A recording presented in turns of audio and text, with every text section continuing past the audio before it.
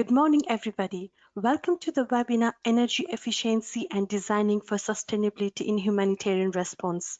My name is Ranisha Basnet, and today I'll be moderating this webinar along with my colleague Lisa Feldman from Energypedia. As you know, this webinar is a joint collaboration between UNITA, Energypedia, and ICRC, and is actually part of a series of a webinar that you can see on your screen, and the webinar series itself is called Sustainable Energy in Humanitarian Settings. And we have already done five past webinars on different topics related to humanitarian settings, whether that be cooking energy need or lighting need. So I do encourage you to have a look at all of these past webinars. And if you have any suggestions for our upcoming webinars, you can also send them to us, and do stay tuned for all our upcoming webinars. And what we will do is today's presentation, as well as a link to all our past webinar, as well as the presentation video, will all be shared with you in a follow-up email that you'll receive after the webinar. And a few house rules before we start the webinar. On the right side of your screen, you should see a control panel. There you have the option of saying questions or chat. So please use this option to send us your questions. So what we will do is we'll collect all of your questions and address them to the respective speaker towards a Q&A session of the webinar. So I do request you to please write to whom the question is addressed. So if the question is addressed to speaker 1, you can write either speaker 1 or presentation 1. So we know that we have to address the question to our first speaker. So thank you for that. And now let's start by knowing a little bit about you.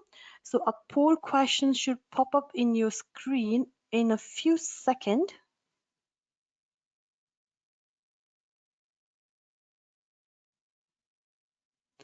So there is a poll question on your screen that says, where are you based? So please tell us, where are you tuning in today from? Asia, Africa, Europe, Latin America, and the Caribbean, or some other places? So I see we have answers coming in. So let's leave the poll for a few more seconds.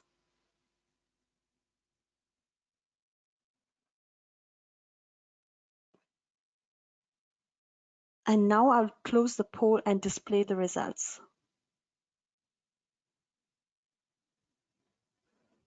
So we have a lot of audience coming today from Europe, followed by Africa and Asia. Welcome to all of you one more time.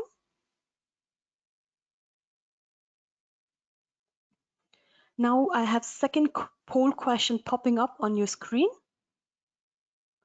So please tell us, in which sector do you work? Is it energy related, humanitarian, energy research, and others? So we are doing this poll because we want to understand you, the audience, better, so that our future webinars are more targeted to your needs or your requirements. So please do take part in the poll and tell us. And I see answers are still coming in, so let's leave the poll for another few seconds.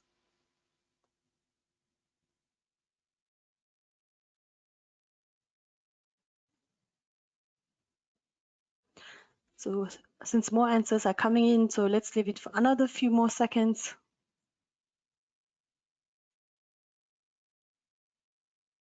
Super. Now I'll close the poll and display the results.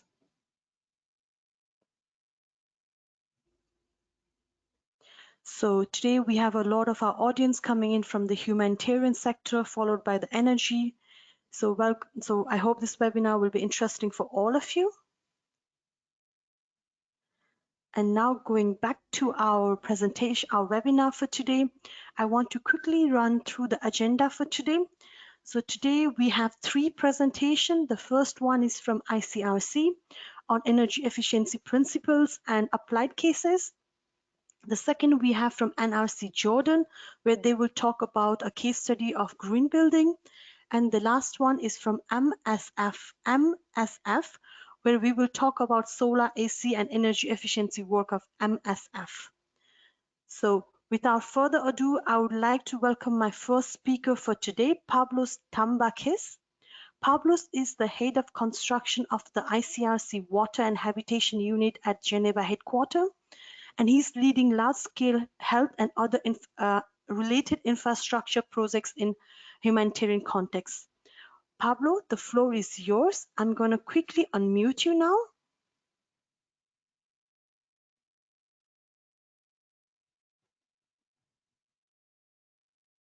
So Pablo, you are now unmuted and you can begin with your presentation. Thank you, Ramin. Good morning to all. I would like to start my presentation with a statement taken from ICRC's framework for sustainable development. The International Committee of Red Cross strives to position itself as a pioneer among those humanitarian organizations which are sincerely committed to meeting their social, economic, and environmental responsibilities. Next one, please, Anissa.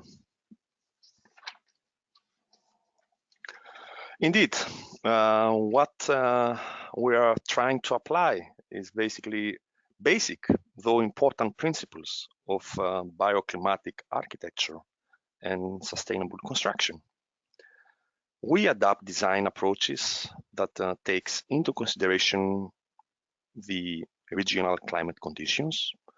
We're introducing passive design strategies to reduce the building energy demands needed to achieve thermal comfort, which leads to long-term energy savings. And also, we're using the available local resources and local construction techniques to ensure a feasible local maintenance and reduce the environmental impact, if you like, of material transportation. Next one, please, Anissa. I would quickly move to the presentation of three ongoing projects. The first two are physical rehabilitation centers in Mopti and in Bangui, and the third one is the new ICRC regional delegation in Nairobi. I appreciate that three presentations of three projects is in a short time is rather challenging if you want to go to details.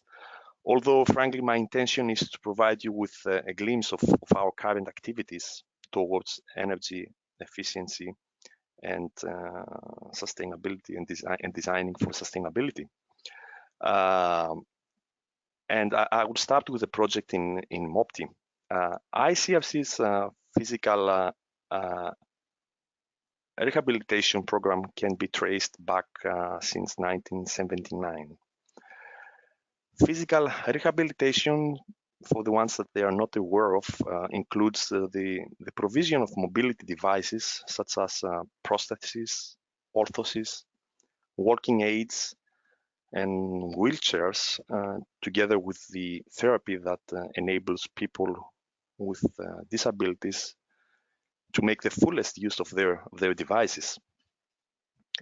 This project is a partnership between the ICRC and the state of Mali. Its position in Mopti, a hub between the south and the north of the country, will prevent patients from making long journeys, often too expensive to access care. Our design approach, considering Mopti's dry and hot climate, was to consider necessary mechanisms to cool the buildings. Indeed, for reasons of sustainable development, as well as energy and maintenance savings, operating costs, the architectural concept proposed solutions to limit temperature regulation by air conditioning. In terms of architectural concept, the architecture of the building is designed to optimize passive cooling of the spaces, which this makes it possible to limit the need of air conditioning, and thus reduce operating costs, if you like. This concept, as expected, notably determines the orientation and the layout of the building spaces, the choice of construction materials, the openings, the significant vegetation, with a view to developing a bioclimatic architecture. In terms of thermal comfort, which is rather another complicated notion, is influenced on a combination of different factors, like the air temperature, the average radiant temperature, the airspeed, humidity level, occupant metabolism, if you like, and yeah, why not to the occupant's clothing sometimes. The difference in temperature between day and night in Mopti is significant. So the use of materials with a high thermal inertia was imperative. Please, next slide. In terms of architectural design, while certain factors are independent of construction, thermal comfort in a building can be largely influenced by constructive choices. Building shape, orientation, construction details, choice of building materials, coating, protection, name it. Optimization of different mechanisms for solar gains, natural and controlled ventilation systems as well. The layout of the buildings, as you can see in your screen, form two islands. It's articulated on an inner courtyard. The two blocks meet in the center to house the reception area of the center. A gap between them defines two outdoor spaces. One houses the main entrance and the car park, and the second at the back, the sports ground and the service entrance. The total floor area of the building is approximately 2,700 square meters. In the area where the building, the center is located, there are electricity and water networks.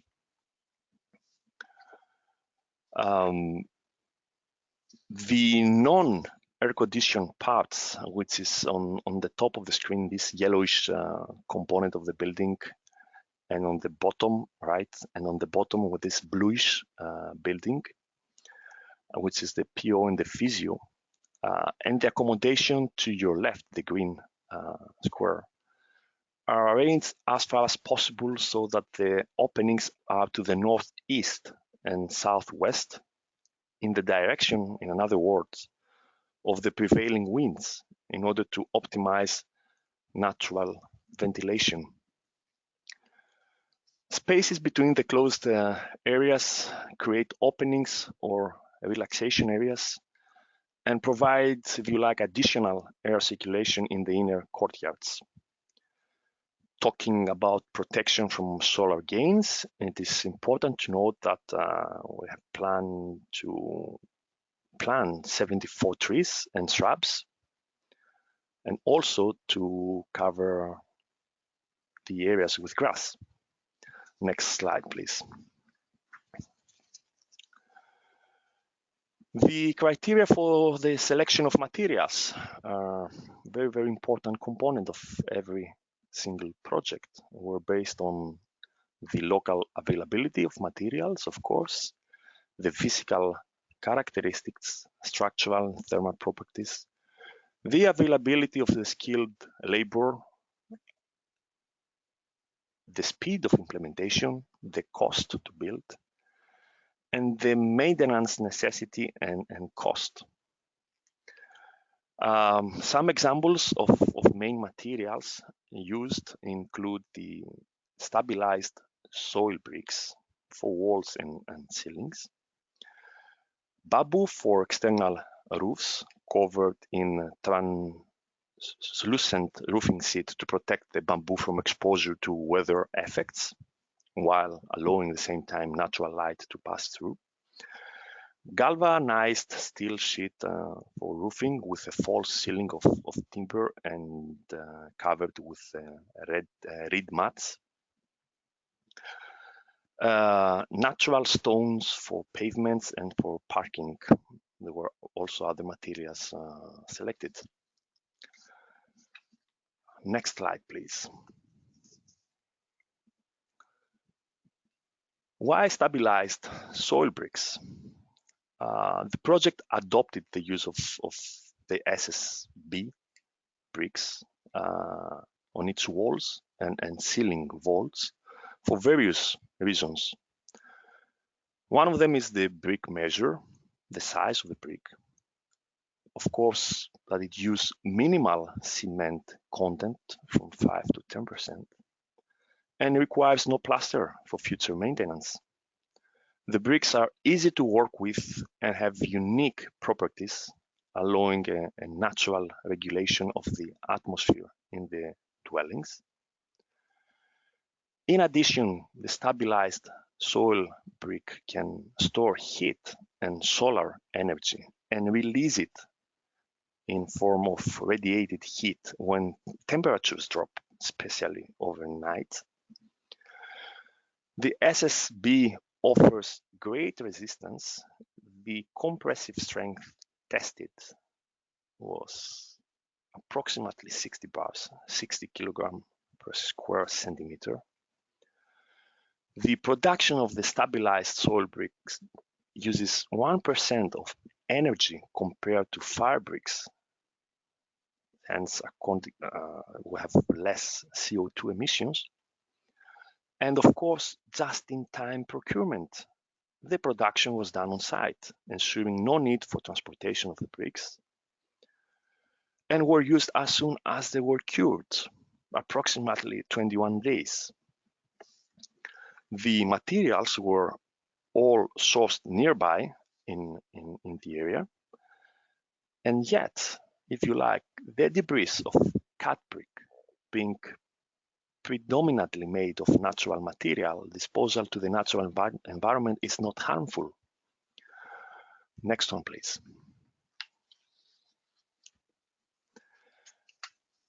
This is another project. This is another physical rehabilitation center in Bangui this time. The project currently is on the procurement phase, and we expect in a couple of months the construction phase to commence. The center would be connected to the electrical grid and also to the public water network, although the later one, the last one, is not that reliable. In terms of public waste water system, there is nothing available in the area. As such, the use of septic tanks have been considered. Next slide, please. Once again, our design approach took into consideration Bangui's climate and environmental data. In this project, also the principles of bioclimatic architecture have been applied, aiming to adopt low-tech passive cooling solutions to avoid air conditioning and consequently, if you like, to reduce the electricity demand. Next slide, please.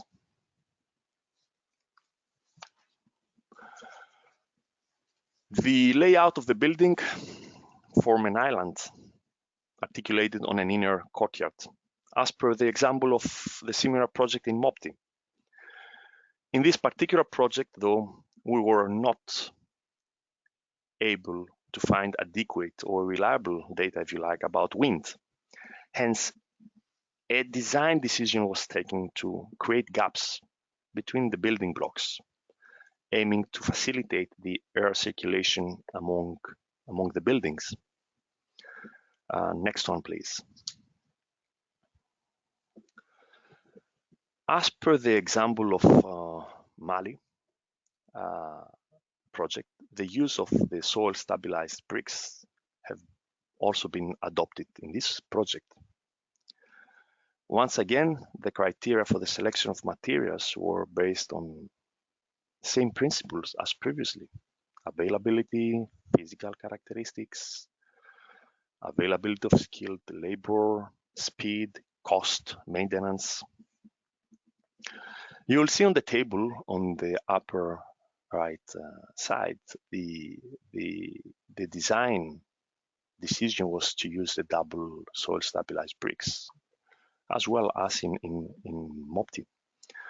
And you'll see what is quite impressive is the U value, as well as the time lag and the temperature damping. So basically, the soil stabilized bricks being super energy efficient and sustainable at the same time, and it provides better characteristics than other materials. Next slide, please. I would like to emphasize on the rainwater collection and use in this particular project. You could appreciate that each project is different, even if we apply similar principles. Every single time we try to also to contextualize our design decisions and solutions. In this case, there are two rainy seasons. The small rainy season, the so-called mango rain, which is between February and March, and the main rainy season from August to December. All year around, there can be shortage of water in the network. It's not reliable, lasting from a day to several weeks. So collecting rainwater and storing it, it's a sustainable way to have water available during water shortage and reduce the need of water tracking. The project also aims to limit water consumption by using rainwater collection. Again, the solutions chosen use simple techniques with low maintenance to ensure the sustainability of the proposals. A main rainwater collecting tank and small autonomous tanks with direct use for toilet flushing. Next slide, please. The last project that I would like to bring up to your attention is the new ICRC regional delegation in Nairobi. In this project, it's really a holistic approach to sustainable design. The aim since the very beginning was to reduce the operational and maintenance cost, and yet to reduce the delegation carbon footprint. Next slide, please. In order to achieve our sustainability goals, the new regional delegation will be targeting by a LEED certification. LEED certification, for those might not be aware of, are for buildings is a world-renowned benchmark for sustainable green buildings. It is accepted worldwide as the highest standard for sustainable buildings because of its stringent criteria for certification. As such, a LEED specialist has been appointed to assist us through the design and construction phase. This project is also currently at the procurement phase, and we expect in the next 3 months the construction phase to commence. As you will see, it's an integrated process to achieve synergies across many disciplines. This is why we have the LEED certification, we have the site management, the water use efficiency and water treatment, the energy use efficiency, the natural ventilation, very importantly, the influencing user behavior, and the sustainable building filters. The next slide, please. Our design approach considered not only the bioclimatic architecture and sustainable construction principles, but also this time the requirements and the preconditions arising from LEED. The plot area is approximately 36,000 square meters, and the total floor area to be built is approximately 7,800 square meters. Special consideration has been given into the groundwater recharge, the preservation of the site, and the storage and recycling during construction. For example, in terms of tree management, an initial study carried out to preserve as many as possible trees by identifying which one of them or old, dead, portraying a risk of falling, or there were some important species. And accordingly, the design, considering all those trees and the position of the trees, the design was aligned on those principles. The next slide, please.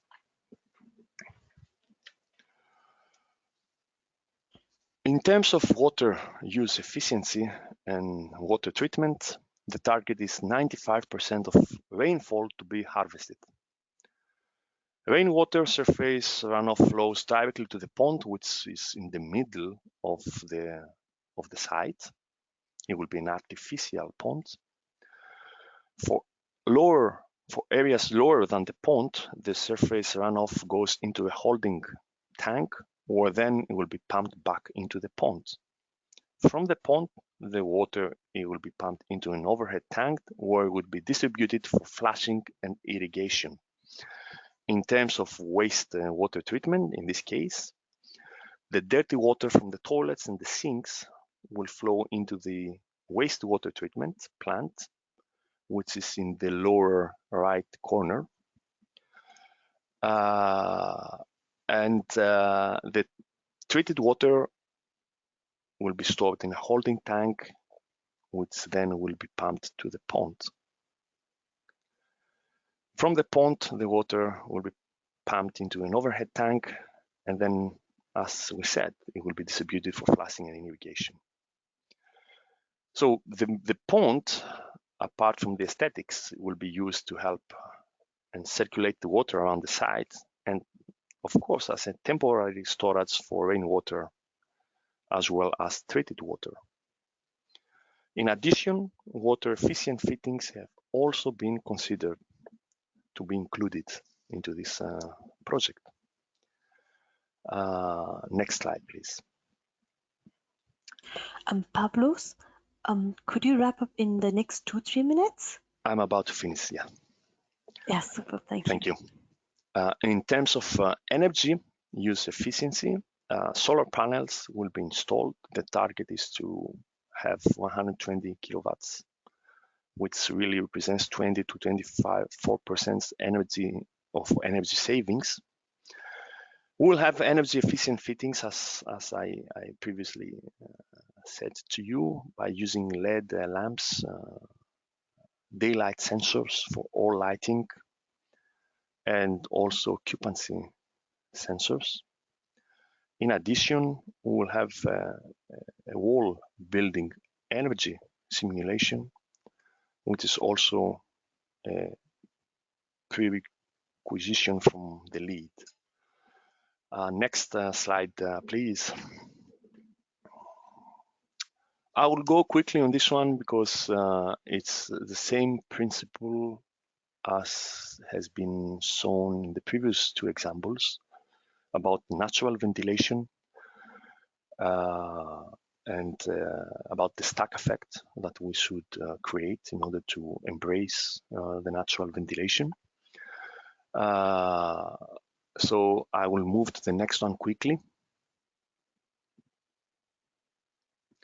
And there is where I will, is the last slide, or I would just emphasize what I said to the audience at the beginning of this project, that influencing the user behavior is quite important, and we believe in that. So this is why this time we will try, for first time in our approach, to encourage car sharing and electric vehicles, aiming to reduce carbon emissions. So this is why we will have 10 units for electric vehicles with charging spots and 10 parking slots for carpooling.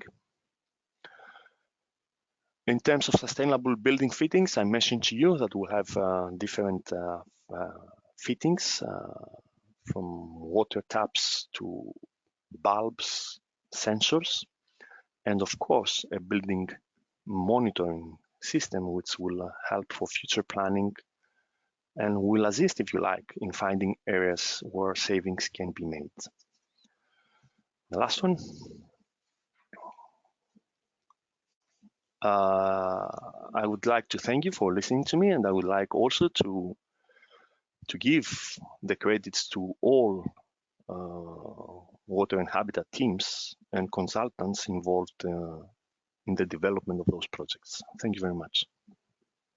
Thank you, Pavlos.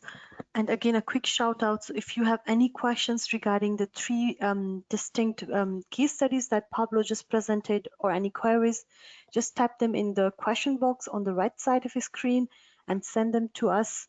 And I'm pretty sure you found it very interesting, and a lot of people can take away many key points from it. And moving forward, I would like to welcome our second presenter for today. Her name is Lama Gairev from Norwegian Refugee Council Jordan. Lama is the Renewable Energy Technical Officer in NRC Jordan office, and she works on supporting the Syrian refugee crisis in Jordan under the Renewable Energy and Energy Efficiency Program. And today Lama is going to talk about the green buildings in Jordan. Lama, the floor is yours. I will also quickly unmute you. Okay, thank you so much for the introduction. So first now, like NRC Jordan Energy Response, we say it like this because in Jordan it is specifically there is this dedicated project only for energy support to this Syrian refugee crisis in the country. Next, please. So the Norwegian Refugee Council is a global humanitarian organization. It's independent and neutral, and we focus on helping people forced to flee, regardless the political situation, climate change impact, and any other type of displacement. Next, please. Since in Jordan we are mainly in NRC supporting the Syrian refugee crisis mainly, we have started recently supporting other refugees residing in Jordan, but mainly NRC in Jordan supporting the Syrian refugee crisis. Like as you see from the map, in the MENA region in specific, around more than 500,000 refugees are registered. Syrian refugees are registered and reside in Jordan. The majority of the Syrian refugees in Jordan coming mainly from the southern areas of Syria, from Der'a. 80% of refugees, actually it has been increased, around 83% of refugees reside in outside the camps in rural and urban areas. 2/3 of them live in urban centers, mostly in the northern governorates and Amman, after Amman, the capital. Like if you can see, like the northern part of Jordan is very close to the southern part of Syria. There is a lot of families that they are relatives to each other who came across the borders and decided to live in the north. That's why we can see a high density of Syrian refugees in the northern governorates. Next, please.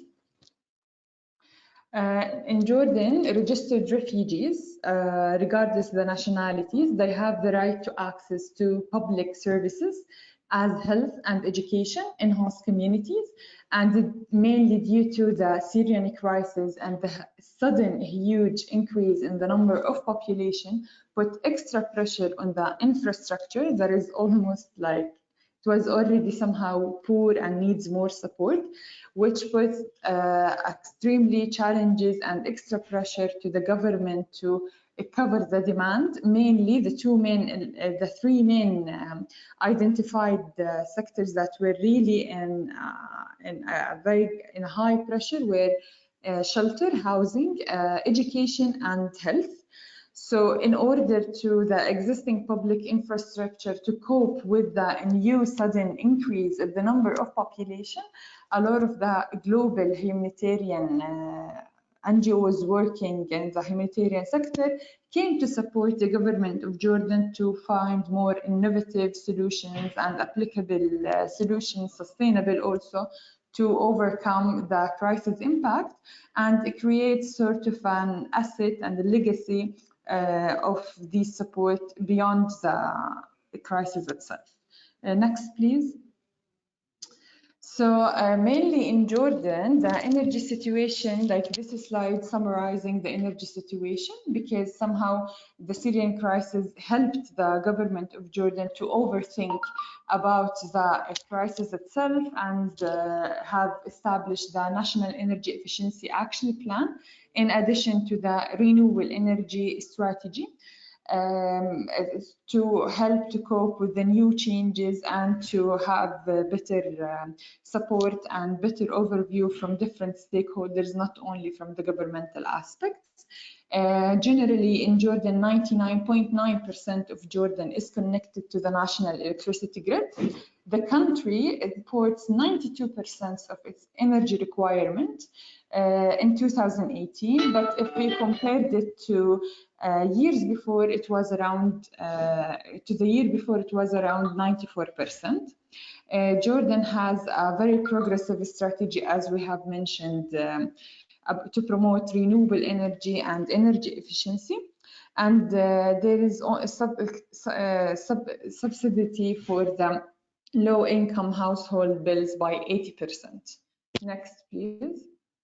If we're moving to NRC in Jordan in specific, we are operating mainly in two camps, Azraq refugee camp and Za'atari refugee camp, with the cash distribution, non-food items distribution, maintenance and shelter repairs, in addition to cash for work, where we have the incentive-based volunteers program.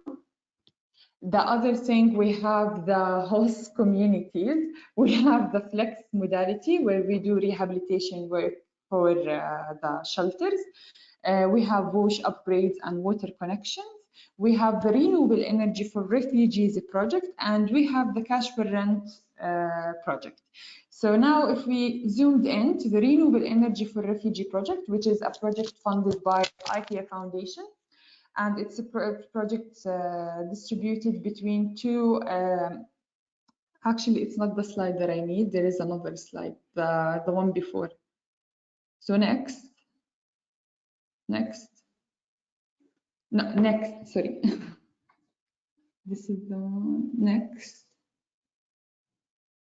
Tamam. So in urban context, if we focus more in the energy efficiency project, we do it for both public schools and houses through the shelter project. So for the schools, we do installation for PV. We did installation for PV systems for 23 public schools to cover 70 to 90% of the electricity monthly demand. And we have conducted awareness raising sessions for students. For the shelters, we installed solar water heater systems to, actually they are more than, we have exceeded the 160 shelters. We negotiated for rent reduction and signed a 12-month lease agreement. After the 12-month lease agreement finishes, the system itself, the handover goes to the landlord.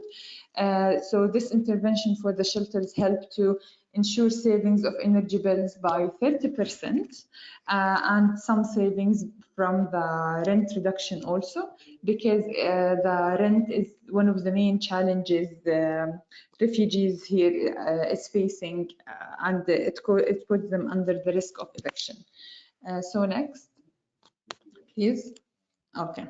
So mainly, I'm really sorry I jumped between the two slides, but this is the slide that I wanted to present. Just a quick introduction, and apologies for that. So we have the NRC Energy Response in Host Communities in Jordan. It's working under now the Renewable Energy for Refugees project, a project funded by the IKEA Foundation. And the fund is split between Practical Action, who are a UK-based organization working on Rwanda and 3 refugee camps. The other part is in Jordan, where we are the implementing partner for Practical Action for the project here in Jordan. The project is separated between, the project has key 2 activities, the hard activities and the soft activities. We have around 4 teams working on implementing the project. We have the shelter program, education program, youth program, and the shelter specialist program. The shelter program is focusing on supporting shelters. The education is supporting the public schools. Youth program is supporting youth, mainly the categories that we are supporting between the ages of 16 to 28. For the advocacy component, the main idea is to move the humanitarian energy support for the energy sector and enhance the energy access solutions. In addition, find sustainable, innovative energy solutions that is linked to the main needs being faced by refugees in host communities. To zoom into energy efficiency upgrades, we're focusing on delivering these type of support to households and public schools, which we have already talked about them in the previous slide. So shall we move to the next slide, please? So why we're adapting energy efficiency upgrades for shelters mainly to control the heat losses and heat gains. Because it's safer and healthier, savings in electricity, fuels, and rent, and improves the living condition, because most of the refugees that we are supporting and living in host communities, they prioritize the improving their living conditions, especially the shelter conditions, because they have a lot of commitment, and most of them, like 85% of Syrian refugees living in host communities, they are under the poverty line. So for sure, they will prioritize education needs, health needs, transportation needs over improving their living condition, which has then an impact on their health and their general situation living in the house.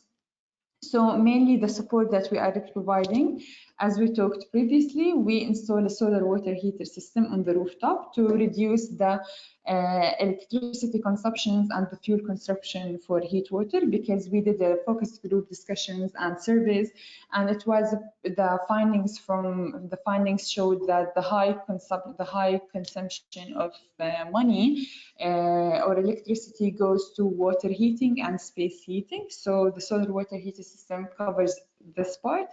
To ensure the thermal comfort, the team thought of adapting the one-room approach, which is targeting the room that is mostly used by the family and do some improvement to make it better.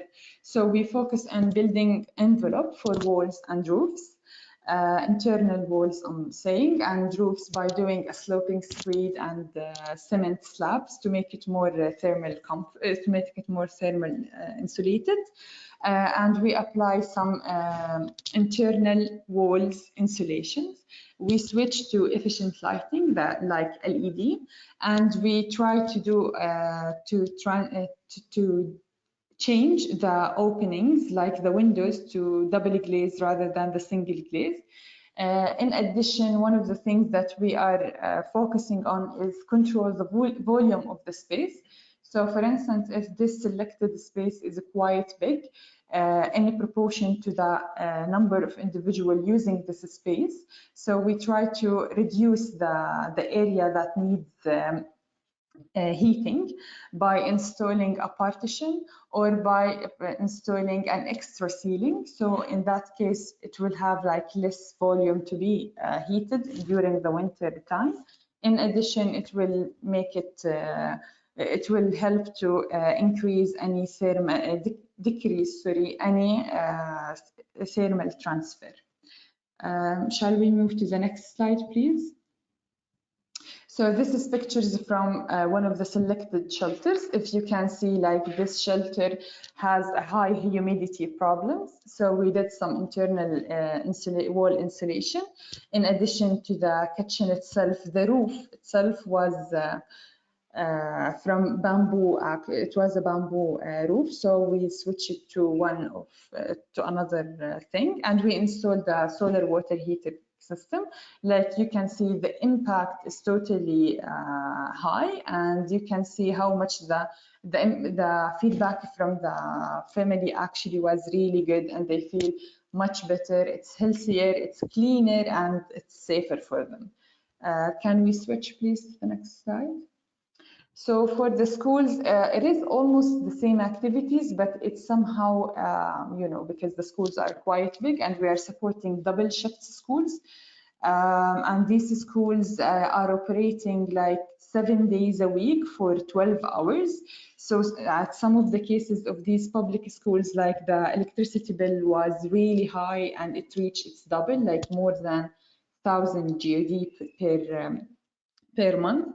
The other thing now, because it's high need and we are operating in doubling our operation, the Ministry of Education prioritized bringing and hiring more teachers and covering their salaries rather than improving the learning conditions and doing some regular maintenance. So a lot of technical problems started to appear because due to lack of continuous maintenance to that, which did some improvement in some delays in the learning environment and some absence actually from the students because they believe it's not like a very healthy environment and comfortable place to come in. So mainly we install PV systems on the rooftop to to cover part of the electricity consumption they have. The other thing, we improve the building envelope also for walls and roofs, and we have a case that we helped in doing some external wall installation to it. Switch to efficient lighting, and for sure openings, we switched to double glazed windows, mainly in the southern elevation, because it's quite expensive to do it for the whole school. But on the other side, we always ensure to have a proper closing and maintaining the openings, doors and windows to avoid any air and water leaking. Shall we move to the next slide?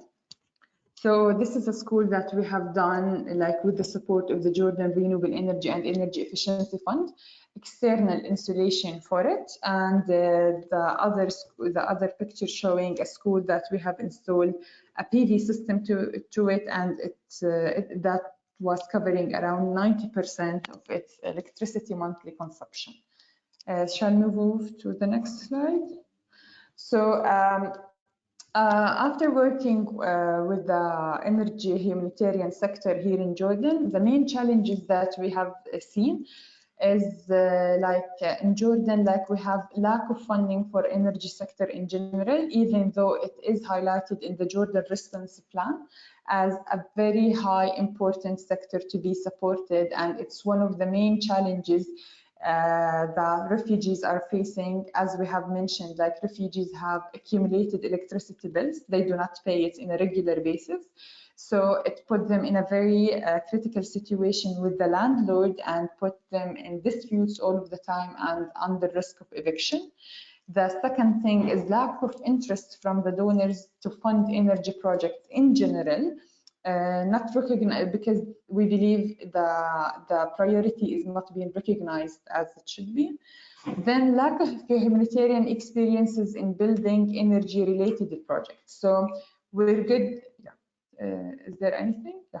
So we're good in doing improving our operations itself. So this is something that is already we are working on it now in Jordan, but also to deliver these comprehensive projects that can support refugees through energy support. So I think that's it from myself. Thank you. Thank you, Lama, for your work in Jordan and sharing your experience there. So now I would like to move forward to our third presenter for today, Marta Tanaka from MSF Sweden Innovation Unit. Marta works as Innovation Lead at the MSF Sweden Innovation Unit, SIU, and his work within the unit includes everything from outlining strategies, setting up partnerships, method development, to starting up and coordinating cases within the humanitarian sector. And today, Marta is going to talk about MSF work with solar AC powered air coolers and also energy efficiency. So Marta, I'm going to quickly unmute you.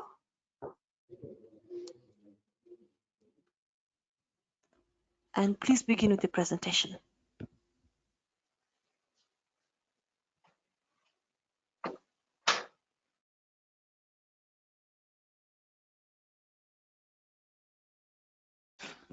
Marta? Now I am unmuted. Yes. Hello? Okay.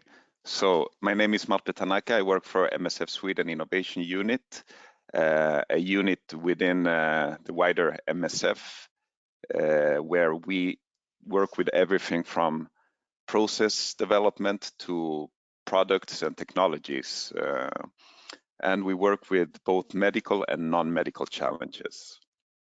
And today I'm going to tell you a bit more about one very specific project that we have been working on that started around 2018, namely the solar air conditioning project.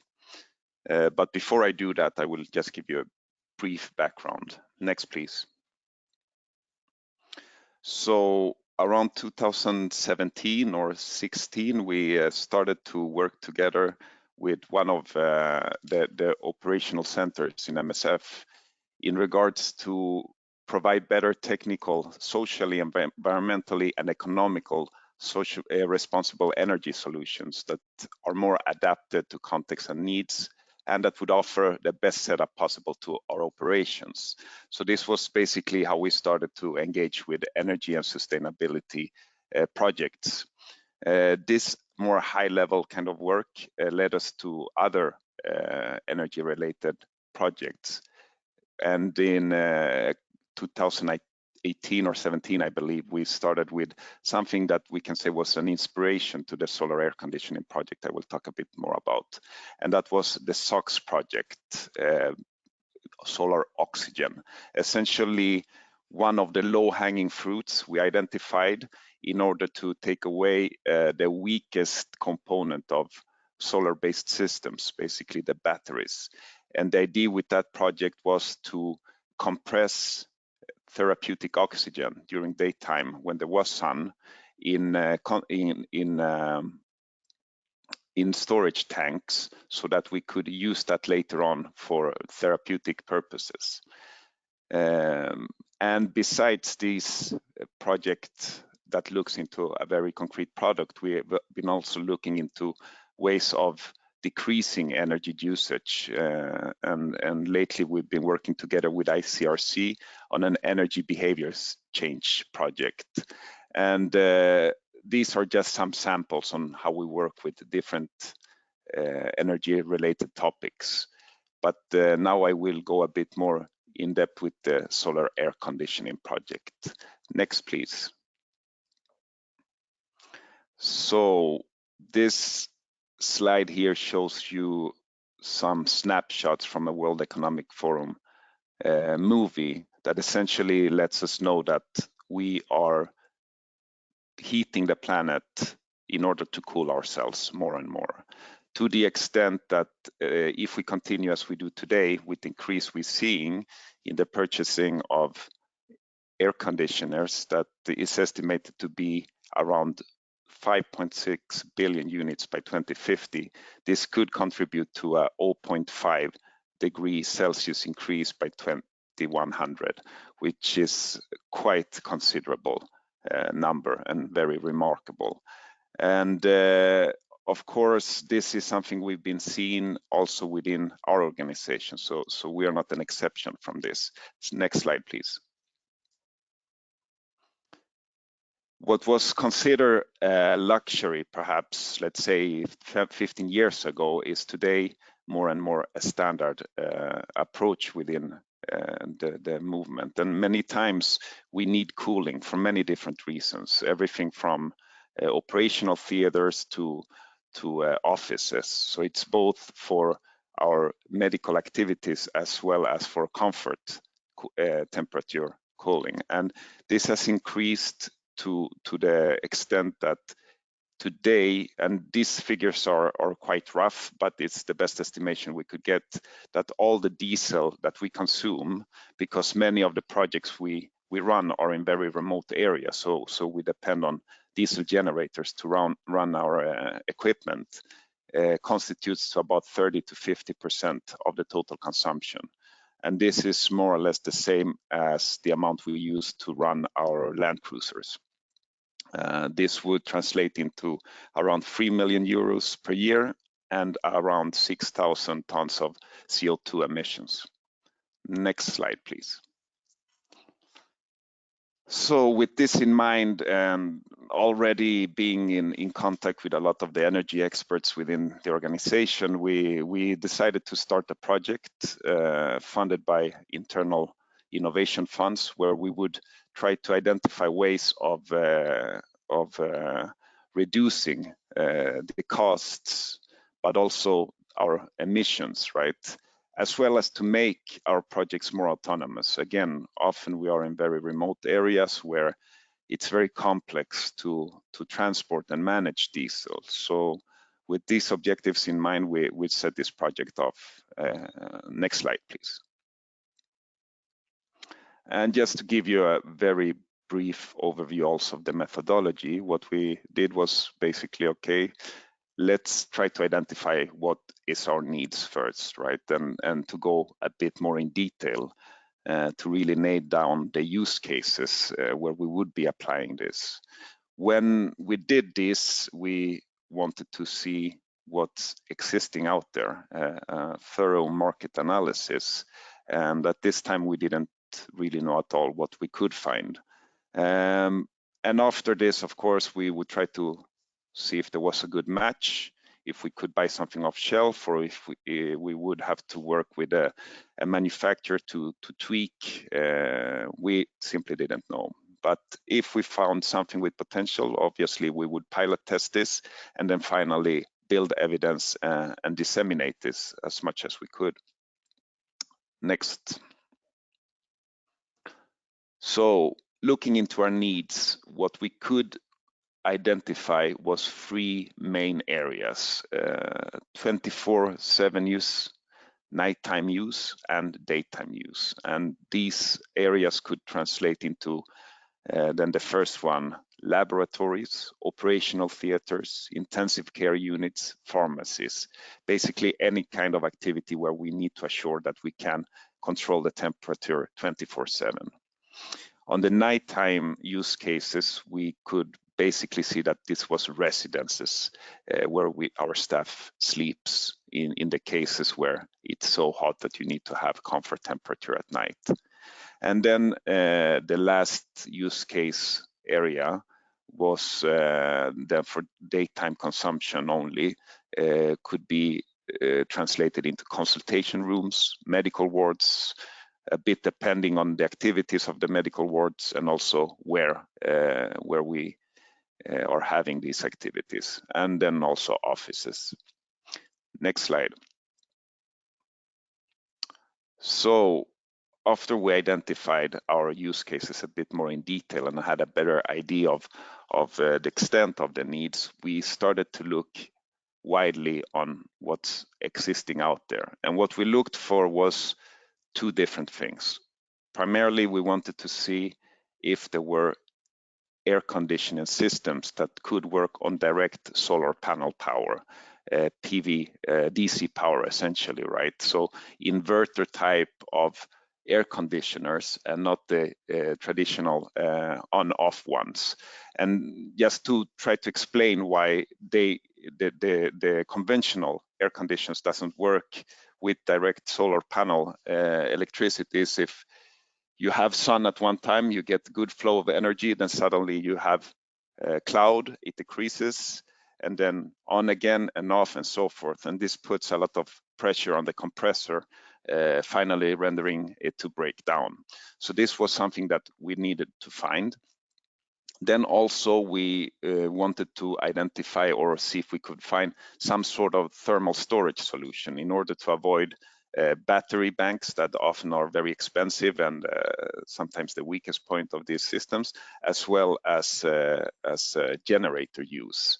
And basically thermal storage is, if we use the analogy of water that is frozen into ice when you have energy, and then that you can use that ice to cool according to your cooling needs.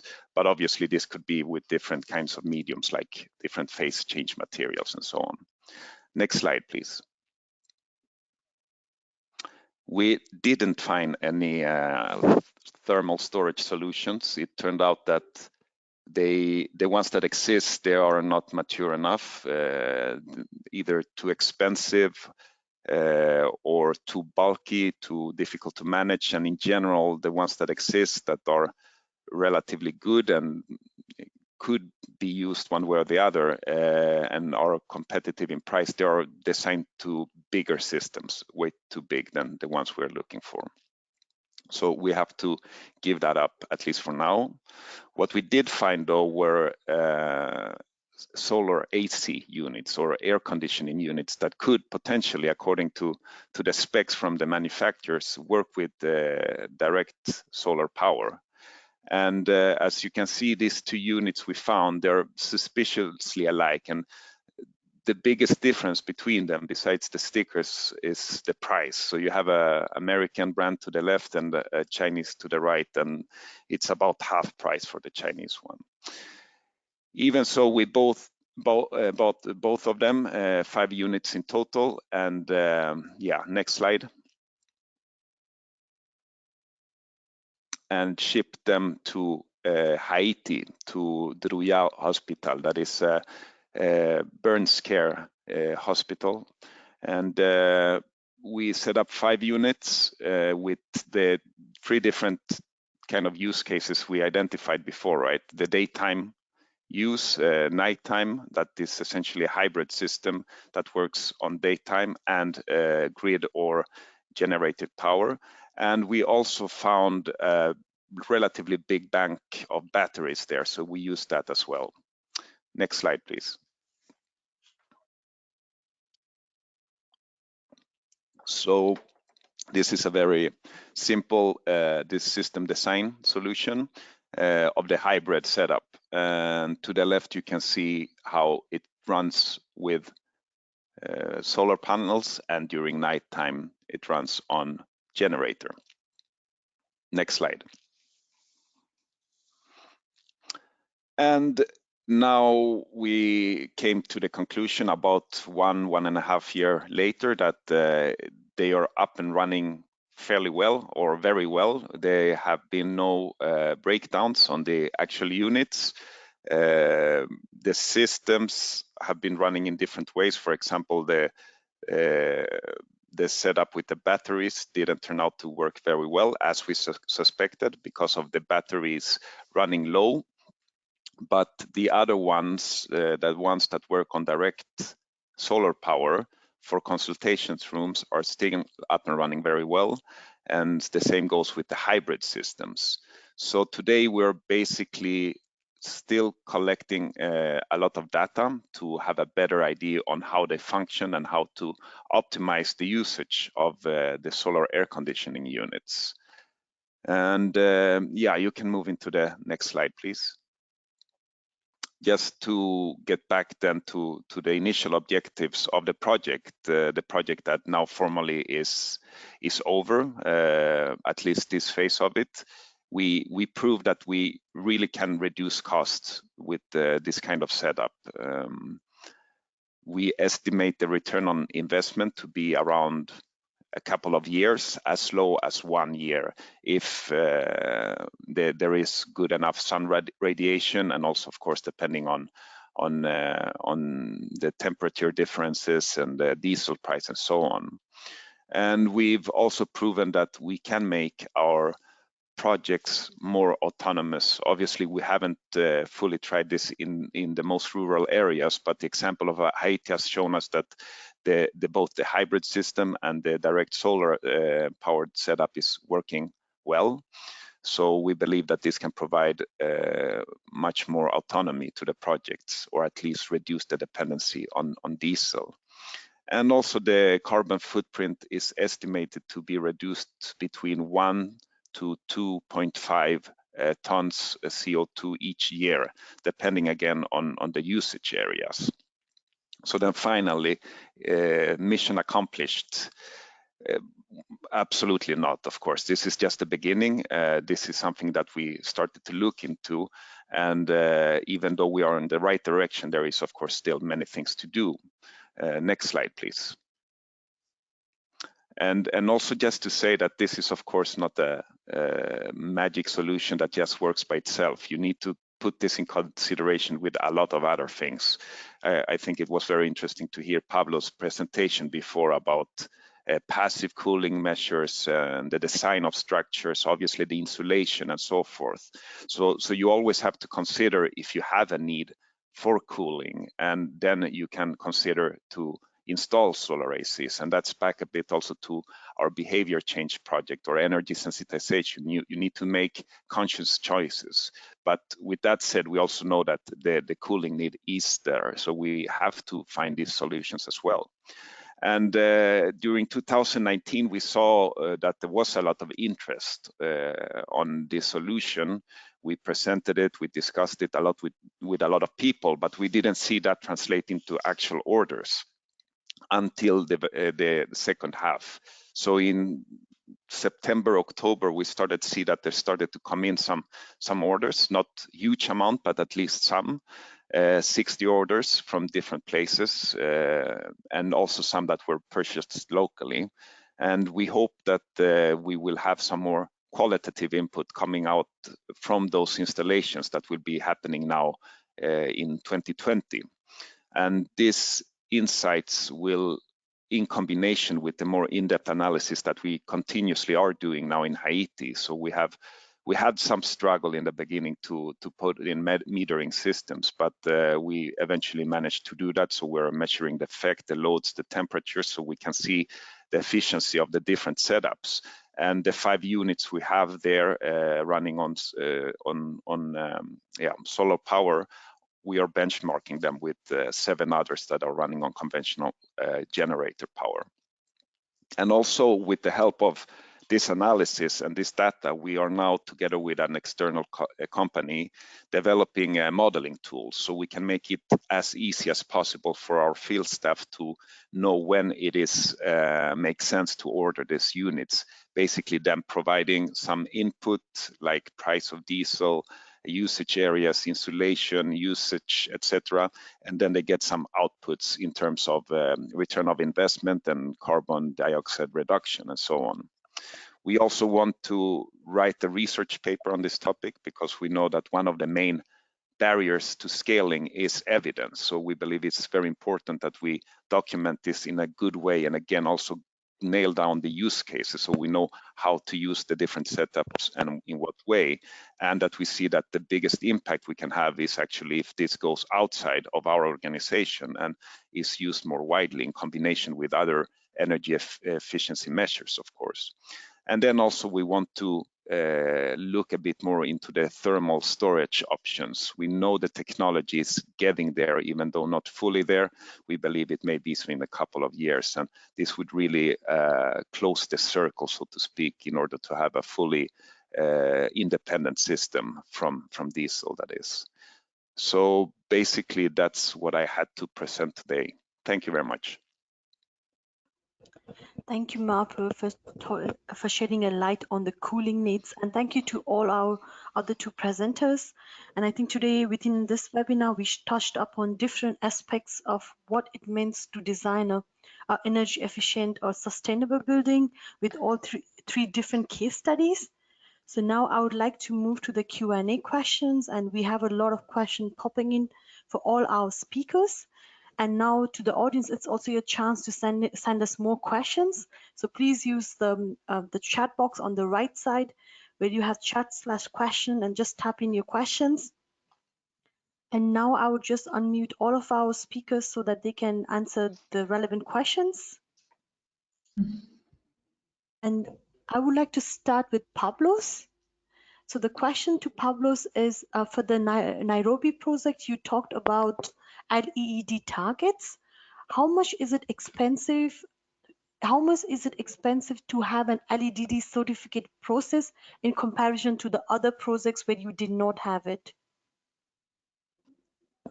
Pablos, you have muted yourself, so if you could, yeah. Yeah, I'm back. Yeah.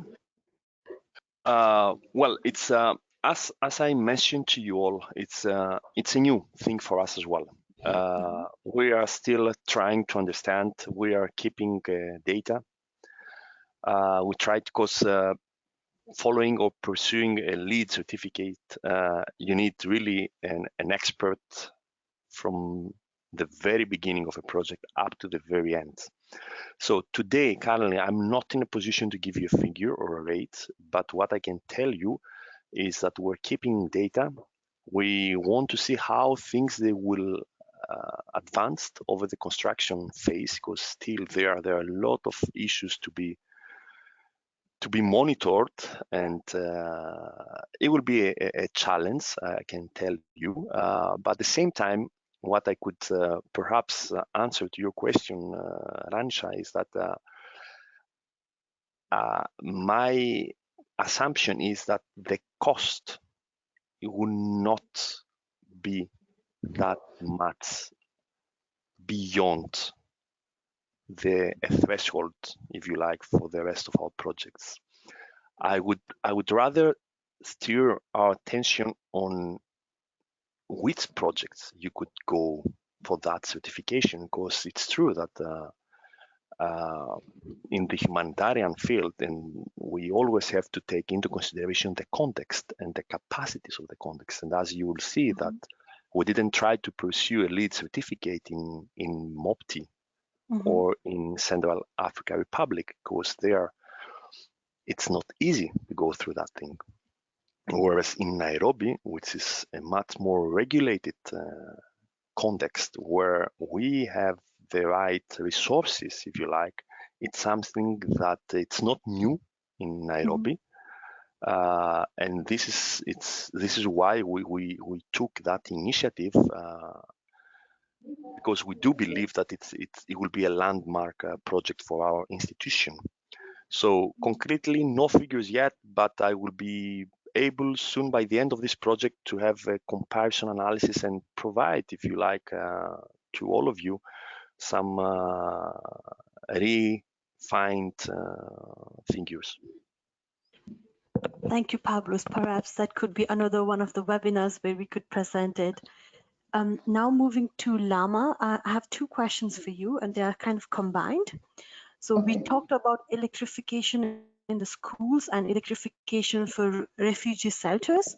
So the first question is, when you talk about electrification in schools and the solar panels, who is going to maintain or operate them, and who is also paying for the spare parts, such as replacing batteries or inverters? Okay, tamam. So first, for the school's PV systems installation, it's on rooftop of the schools. It's with the net metering method. This is the main thing that we need to focus on. So NRC, for instance, we announce a tender. We do a technical and a financial evaluation. Then we select a certified, experienced contractor to do the installation based on the design and calculation NRC provided and on the validation he can provide as a contractor. Then the contractor deals with the with our support for sure, with the application for the distribution companies. It's worth mentioning that it's an on-grid system, so we do not have storage or batteries to do that. And we have, after the finishing and commissioning of the system to the grid, we hand over all of the work to the Ministry of Education in Jordan upon an MOU signed between us and them. Like when we finish all the work within the requirement and within the technical committee, that is the NRC, the contractor, the Ministry of Education is part of it, is done. All of the things, all of the system, the maintenance and the follow-up of the system goes to the Ministry of Education. So to ensure somehow the sustainability of the system and to make sure like the ministry are aware about the type of the system and the technicalities of the system, they join us on some of the field visits so the contractor can brief them exactly how is the system is working and how did they connect the whole things together as a system. The second thing, we conducted a training for most of the technical teams at the Ministry of Education to know how to do the maintenance and the follow-up checks for them. Okay, and then regarding the solar PV panel or the solar water heater on houses, so after 1 year they are handed back to the landlords or the house owners. Are they then responsible for the maintenance of the system? Exactly. They are the tenant and the landlord, they are responsible of the maintenance of the system and the cleaning of the system. So when also we have announced a tender for the solar water heater systems installation, when also we selected a suitable contractor. So the contractor, during the installation visit, briefed the family about how to do better maintenance and the cleaning for the system. The other thing, the system has a warranty for 5 years, so they can follow up with the contractor directly if they faced any challenges. Superb. Thank you so much. And then one final point within that question is, so the rent reduction is only for 1 year for the tenants, or Exactly. only for 1 year? Superb. Yes, it's Thank you. only for 1 year. Yes, the team goes there. It's part like if the landlord, like the commitment that we have made with our donor is like each stakeholder for this project should contribute, whether it's the government, the ministry, the landlord, the refugee. So the contribution from the landlord side is to accept the rent reduction. So he's paying around 40 to 30% of the system cost actually. So that's why he can benefit directly from the system after the lease agreement finish. Superb. Thank you. Now I would like to move to Marpa. So the question to you, Marpa, is you talked about your experience with directly powering AC, in this case, solar coolers with solar panels. But what about instead having a solar system that powers the different appliances of the building, including an AC? Have you looked at those also? Yeah, so actually this is just one example of an applied solar panel function, right? We also install solar systems that look into more wider needs in a specific health structure. But what we've seen is that, and why we wanted to explore this specifically, is because there was this potential to skip the whole battery need, right? If you could just hook the air conditioning units with direct solar drive, that could be working. So it was to explore that, and yes, we are looking into systems. For example, in Kenema in Sierra Leone, MSF is installing a very, very big system, and it's a hybrid system again, right? So there is a generator backup for those times that the solar power system cannot provide the full needs. But we believe that this is a very easy way to not just provide solar panels, but also to assure that you don't need to, for example, increase your generator capacity in certain projects, right? And that's through the hybrid systems. And again, back to the low-hanging fruit of skipping the battery needs. And that's why we also now reopening a bit possibilities to look into other projects that has the same say structure or setup that I mentioned in the beginning, for example, solar oxygen that could be providing this. But this doesn't speak against, of course, that it's a part of a wider system. Mm-hmm. Okay, and then a follow-up question to the PV hybrid system that you just mentioned. Have you also worked out the payback period for the PV hybrid system? I think that it's more or less the same. It's a couple of years. We said 1 to 4 years, more or less. And this can be both for the hybrid ones as well as the standalone. I mean, it's essentially the same setup, just that in the hybrid version, you need to hook it up to an already existing generator system. So what we essentially do is that when we calculate this return on investment, is that you invest in the solar panels. That's essentially the added cost to this, because we see that we're not necessarily going to replace an already functioning air conditioning. But if we have new demand for new systems where we would have to install a conventional air conditioner, we install this kind of setup instead. And that would require the solar panels. So that's what we're calculating on, the extra solar panels. because the cost difference between the conventional air conditioning units and the solar ones is not that big. They're a bit more expensive, but not that big of a difference. Okay, so the only added factor is the solar panels. Yeah, I would say so. That stands for at least the majority of the added cost. Superb.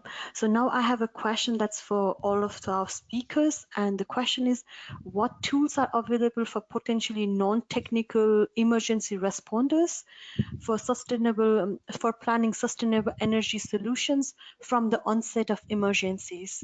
So maybe Pablos, you want to start on that? Oh, well, I would say that's a tricky one.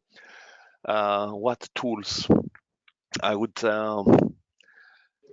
I'm not sure. I'm not sure about the tools because you caught me now in a phase where I see a trend of people trying to find tools and simple tools and as easy as possible and frameworks or anything that they could do simply work towards sustainability and towards energy efficiency. And there is a tendency to forget that behind that thing there is a lot of studies and a lot of trainings that has to be alongside in order to build your capacity towards this domain. You don't need just tools, but you need really a deep understanding, education, experience, and hands-on experience. So there are a few tools. We have developed some tools, but I wouldn't let personally those tools to go to hands where people, they don't understand the meaning of those tools, but they rather see some numbers and perhaps they misuse the results of those tools. This is my personal opinion, and I will be very interested to hear the rest of the people. What do they believe on that? Lama and Marta, do you want to say something about that? Yes, from our side, like in NRC, we're still actually developing. It's part of the strategy that we are looking to start enhancing and making more from our project more green friendly and environmentally friendly. But we have piloted this test, which is an application called the NEET, the Norwegian Refugee Council Environmental Assessment Tool. It's like an innovative mobile phone-based application developed by NRC and other partners, and where you go to a certain area, start assessing it to see how harmful our operation to the environment, what is the current condition, what things to consider, what is the geographical area mainly there, is it a forest, is it a desert, to see different ecological form of the place itself to have less harm to the environment that you would be operating there. So that's the only thing that I know about the thing. Maybe I can search more with the advisor to ask him about what things are being developed in that matter. Thank you, Lama. Marta, anything to add to that? Yeah, I mean, I think it's a tricky one, as already mentioned, because in emergency response, often perhaps the priority is just to get things done, and how you do it from an environmental perspective may not be the first priority, at least if you put it on, say, an individual or a non-technical person being there. So I believe that this really has to be something that is structured from an organizational perspective, right? That we assure that we not only have the right tools in place, but also the approaches and how we go about an emergency. And I think that it may be possible more and more in the future if we have easier setup of, say, sustainable systems to assure power provision, but also, for example, how we manage waste. That I think it can be a quite easy way of reducing our impact, right? How do we do that in the best possible way? To how we purchase in the supply chain and are more conscious of the different items we use, if it's locally and if it's not, where do they come from, that we perhaps have hubs closer to where we interact maybe than we have today. So I think it's more a structural problem rather than say just tool on individual or team level. But of course there are many ways to do it also there, but I think it needs to go in all levels, so to speak. Thank you. And actually you touch upon my next question, because the next question is again to all three speakers, is about the focus on local materials or involving the local people. So for example, Pablo's talk about the stabilized bricks, and he mentioned, okay, it's very nice that they are locally manufactured. So how do you, to all three of you in your project, how do you ensure that you put a focus on local materials and how that has helped in the sustainability of your project? So we can start either from Lama. Yes. First of all, we, like before starting working on anything, we need to do this market-based assessments to understand what is happening on the market, to know the capacities, to know the products, the technologies, and the different type of materials that is available on the market to build upon, because it makes no sense like to extend the unless it makes no sense to start importing stuff and experiences, products in these type of situations. So it's so basically one of the things that we have conducted before doing anything is doing this market approach to see what we have and to build on that. And based on the recommendations from, let's say, companies and the suppliers, we have built the interventions that we worked upon. Thank you, Lama. Marta, do you want to go next on that? Absolutely. To be honest, I'm not so well into this topic, but I know we have a lot of colleagues, and this is obviously a big topic, right? What do we fly in and what do we buy locally? And this is something that takes a lot of energy, and people put a lot of thought into this. And the more we can buy locally, the better. And I think the example of the stabilized soil bricks is really inspiring, and I think we need to go more and more in that direction. And besides what we purchase, I think it's also a matter of trying to build the capacity and knowledge and build on that, right? And MSF, we are a humanitarian organization, and we are not developmental, right? But there is often not a strict line between those two definitions. So we may have to do handovers, for example, to Ministry of Health or other actors, and sometimes they are not there. So how can we bridge that, and how can we make sustainable solutions, not just sustainable from an environmental perspective, but also social? And I believe that, for example, solar power systems can be one of the many bits to solve this, or at least mitigate handovers and those kinds of things, as well as purchasing locally, right? Because then we don't just contribute to the local economy, we don't also just reduce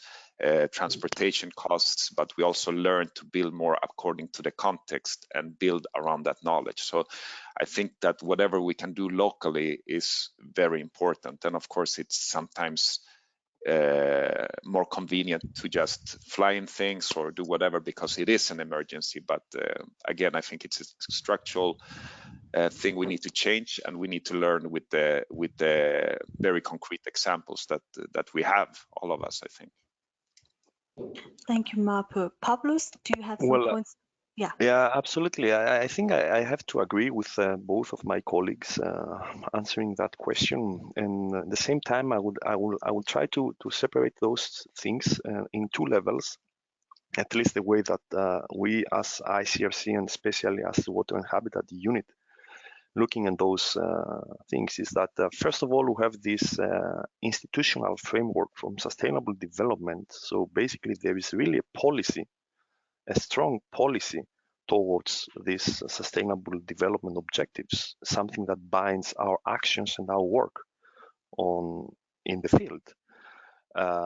It started since 2011, and as we all can appreciate, it doesn't happen from one day to another one. It's really a whole mindset change, and I can assure you, after 9 years now, little by little, we're still moving towards that direction.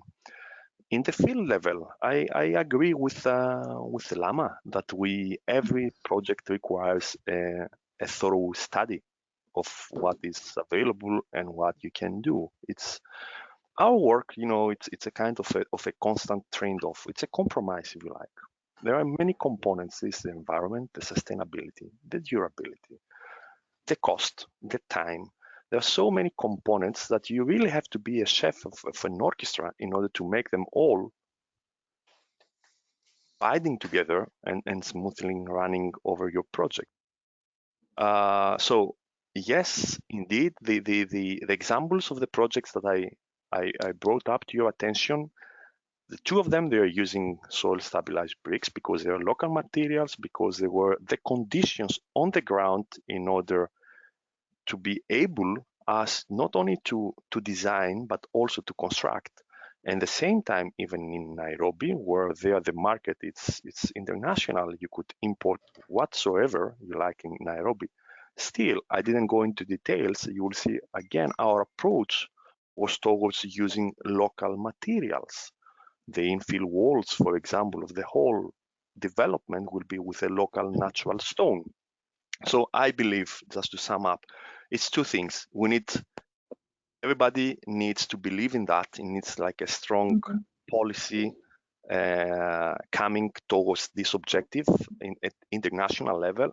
And secondly, we need really then to be the ambassadors and to advocate each one of us from our positions to the people that they are in the field, the hands-on approach, to include and to adopt those policies and not to stay on the shelves or in our drawers. Thank you so much to all of our speakers for that amazing and lively discussions. I think me, including the audience, we all learned so many new things. And I know we are 2 minutes over time, so apologies for that.